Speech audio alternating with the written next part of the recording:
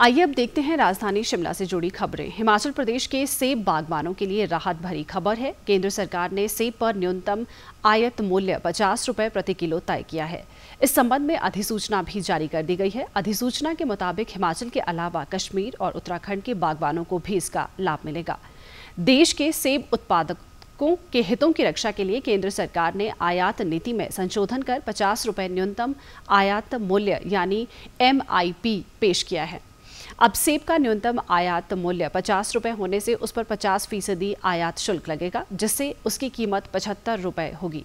संयुक्त किसान मंच के पदाधिकारियों ने इस फैसले के लिए प्रधानमंत्री नरेंद्र मोदी, भाजपा राष्ट्रीय अध्यक्ष जगत प्रकाश नड्डा सहित वित्त मंत्री निर्मला सीतारमण और केंद्रीय सूचना व प्रसारण मंत्री अनुराग सिंह ठाकुर का आभार जताया है। हिल स्टेट हॉर्टिकल्चर फोरम के संयोजक हरीश चौहान ने कहा कि केंद्र सरकार के इस फैसले के बाद हिमाचल के बागवानों को राहत मिलेगी।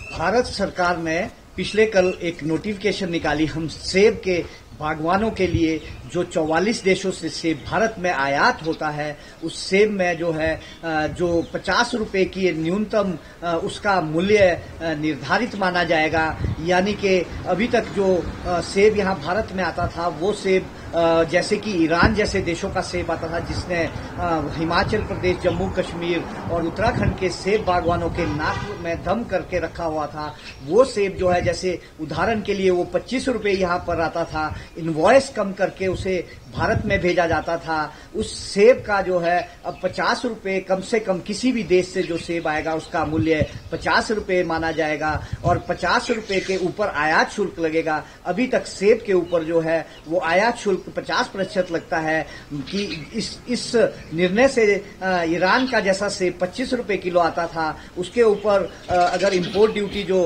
50% लगती थी तो 12.5 रुपए लगती थी, उसका मूल्य 37.5 रुपए हुआ करता था। लेकिन अब न्यूनतम 50 रुपए मूल्य मानने की वजह से उसको जो है उसका रेट जो है 75 रुपए हो जाएगा। 50 रुपए न्यूनतम मूल्य होगा और उससे अधिक 50% आयात शुल्क लगने की वजह से 75 रुपए उसका दाम होगा और उससे भारत के हम किसानों बागवानों को बहुत बड़ी राहत मिली है। भारत सरकार के जो आयात शुल्क को वहां चोरी किया जाता था कम इनवॉइस भेजकर, उसमें भी एक भारत सरकार के रेवेन्यू में इजाफा होगा।